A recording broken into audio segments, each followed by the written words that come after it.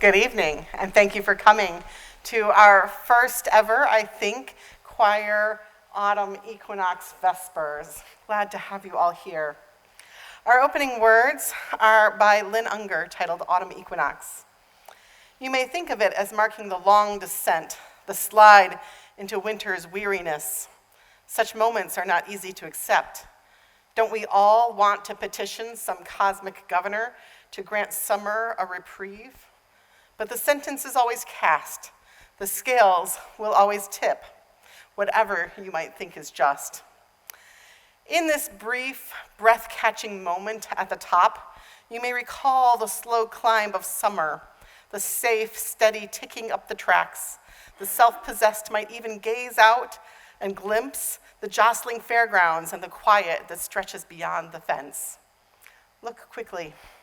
Even now, the car tips forward and picks up speed as the wind in your face increases and your stomach leaps. Remember, this is the ride you came for. The fear and the sense of flying. Winter won't seem long when you slide to a halt around the curve. And with these words, I light our chalice, symbol of Unitarian Universalism. In this moment of balance, on the pulse of change, on the threshold of the great turning, we light our chalice, and its spark brings with it an embrace of change, an openness to turning, a shaping of future, a leading in love.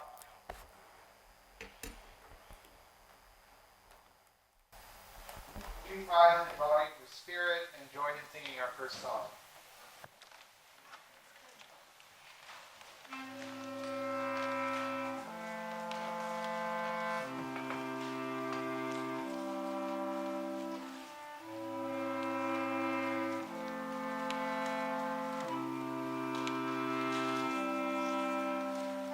Change is coming. What do we need to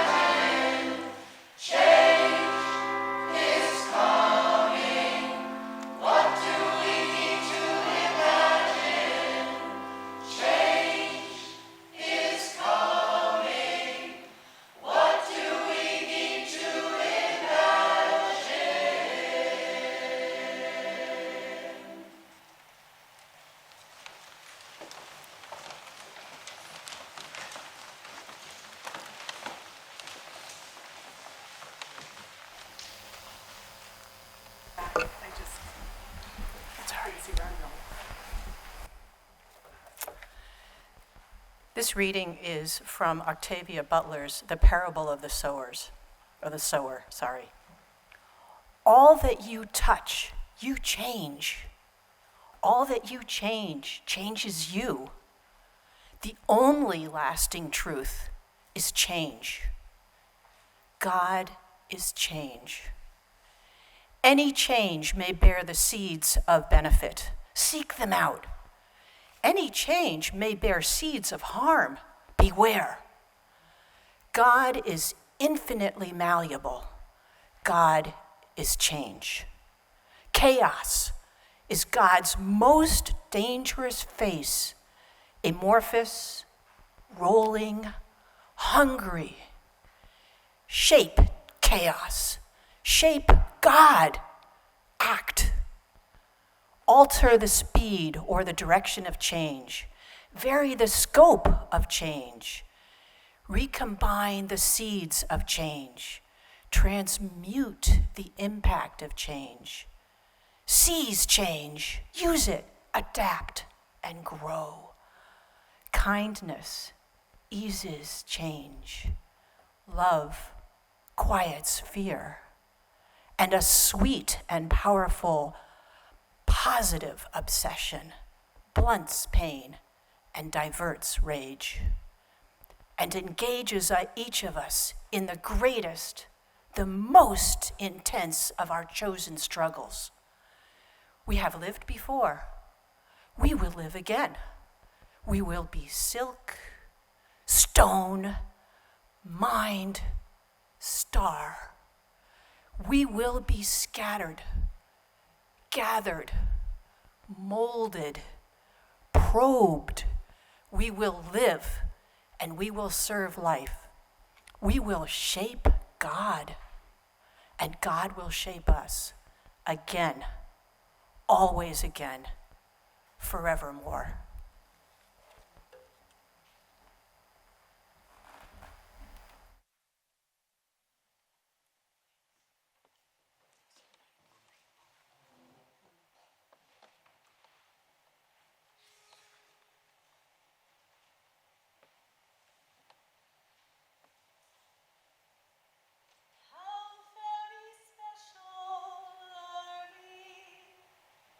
Just a moment to be part of life's eternal life.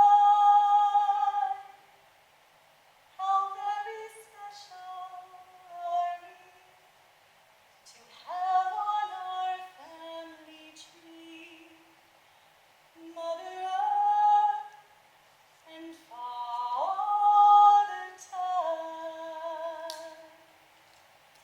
He turns the seasons around, and so she changes her gown. But they always look in their prime. They go on dancing their dance of everlasting romance. Mother Earth and Father Time. The summer larks return to see, what a gift they give. Then autumn days grow short and cold.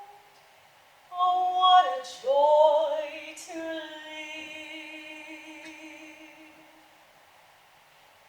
How very special are we for just a moment to be part of life's eternal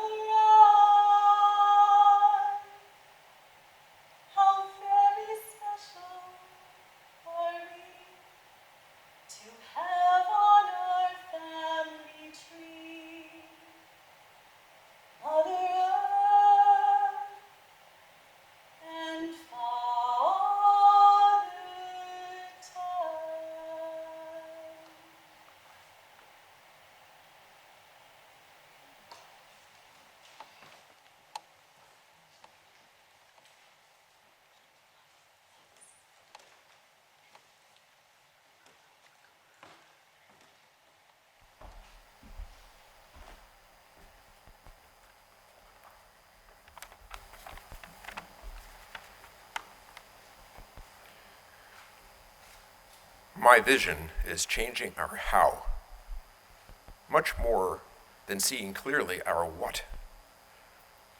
I see a how where we are all much more comfortable with change and with our personal power to change conditions. Some people are comfortable believing in heaven, in socialism, in someone else's thinking. That's never quite worked for me. I learn experientially. I so far am only convinced that change is divine and constant. Octavia Butler, the Black science fiction writer, said, "Belief initiates and guides action, or it does nothing." Change is coming. What do we need to imagine as we prepare for it? What is compelling about surviving climate change? What is a just transition economy? What is an economy for the phase of transition from this way of relating to Earth and resources to the way we might relate on a watered Earth or a frozen Earth? How do we prepare not just for suffering, but for sharing and innovation? How do we resource the locals and still honor our nomadic tendency, our natural migration patterns, which we deny by trying to stay in only one place, our global interconnectedness? How do we prepare the children in our lives to be visionary and to love nature, even when the changes are frightening and incomprehensible? To be abundant when what we consider valuable is shifting from gold to collared greens? How do we articulate a compelling economic vision to sustain us through the unimaginable, to unite us as things fall apart? How do we experience our beauty and humanity in every condition?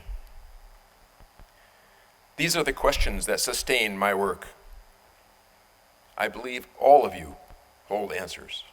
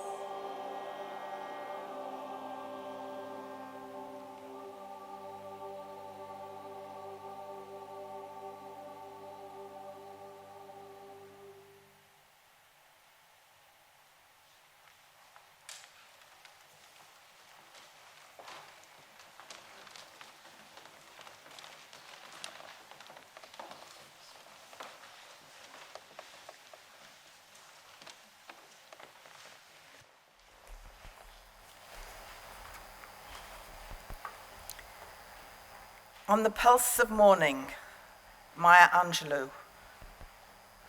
A rock, a river, a tree, host to species long since departed, marked the mastodon, the dinosaur who left dried tokens of their sojourn here on our planet floor. Any broad alarm of their hastening doom is lost in the gloom of dust and ages. But today, the rock cries out to us clearly, forcefully, "Come, you may stand upon my back and face your distant destiny, but seek no haven in my shadow. I will give you no hiding place down here. You, created only a little lower than the angels, have crouched too long in the bruising darkness, have lain too long face down in ignorance, your mouths spilling words armed for slaughter." The rock cries out to us today, "You may stand upon me, but do not hide your face." Across the wall of the world, a river sings a beautiful song. It says, "Come rest here by my side. Each of you a bordered country, delicate and strangely made proud, yet thrusting perpetually under siege. Your armed struggles for profit have left collars of waste upon my shore, currents of debris upon my breast. Yet today I call you to my riverside, if you will study war no more. Come, clad in peace, and I will sing the songs the Creator gave to me when I and the rock and the tree were one. Before cynicism was a bloody sear across your brow, and when you yet knew, you still knew nothing. The river sang and sings on. There is a true yearning to respond to the singing river and the wise rock. So say the Asian, the Hispanic, the Jew, the African, the Native American, the Sioux, the Catholic, the Muslim, the French, the Greek, the Irish, the rabbi, the priest, the sheik, the gay, the straight, the preacher, the privileged, the homeless, the teacher. They hear, they all hear the speaking of the tree. They hear the first and last of every tree speak to humankind today. Come to me, here beside the river. Plant yourself beside the river. Each of you, descendant of some passed-on traveler, has been paid for. You who gave me my first name. You, Pawnee, Apache, Seneca. You, Cherokee nation, who rested with me, then forced on bloody feet, left me to the employment of other seekers, desperate for gain, starving for gold. You, the Turk, the Arab, the Swede, the German, the Inuit, the Scot, the Italian, the Hungarian, the Pole, you, the Ashanti, the Yoruba, the Kru, bought, sold, stolen, arriving on a nightmare, praying for a dream. Here, root yourselves beside me. I am the tree planted by the river, which will not be moved. I, the rock, I, the river, I, the tree. I am yours. Your passages have been paid. History, despite its wrenching pain, cannot be unlived, and if faced with courage, need not be lived again. Give birth again to the dream. Women, children, men, take it into the palms of your hands, mold it into the shape of your most private need, sculpt it into the image of your most public self. Lift up your hearts. Each new hour holds new chances for a new beginning. Do not be wedded forever to fear, yoked eternally to brutishness. The horizon leans forward, offering you space to place new steps of change. Here on the pulse of this fine day, you may have the courage to look up and out and upon me, the rock, the river, the tree, your country. no less to Midas than the mendicant, no less to you than the mastodon then.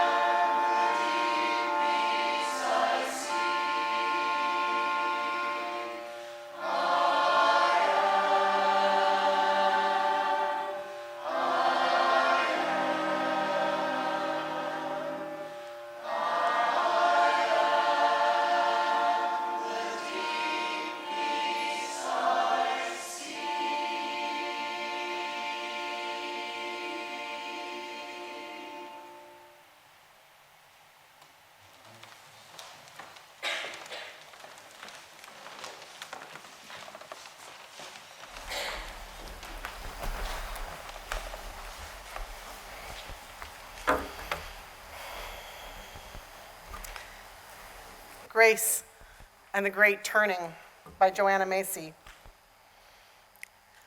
When you act on behalf of something greater than yourself, you begin to feel it acting through you with a power greater than you. This is grace. Today, as we take risks for the sake of something greater than our separate individual lives, we are feeling graced by other beings and by the earth itself. Those with whom and on whose behalf we act give us strength and eloquence and staying power we didn't know we had. We just need to practice knowing that and remembering that we are sustained by each other in the web of life. Our true power comes as a gift like grace because in truth it is sustained by others. If we practice drawing on the wisdom and beauty of the strengths of our fellow human beings and our fellow species, we can go into any situation and trust that the courage and intelligence required will be supplied. On this moment of balance, we extinguish this chalice, but we embrace the change, the openness to turning, the shaping of the future, and the leading in love. There's a change in our closing song. These wonderful yet improbable beasts are going to be playing down by the riverside. Feel free to stand up and dance.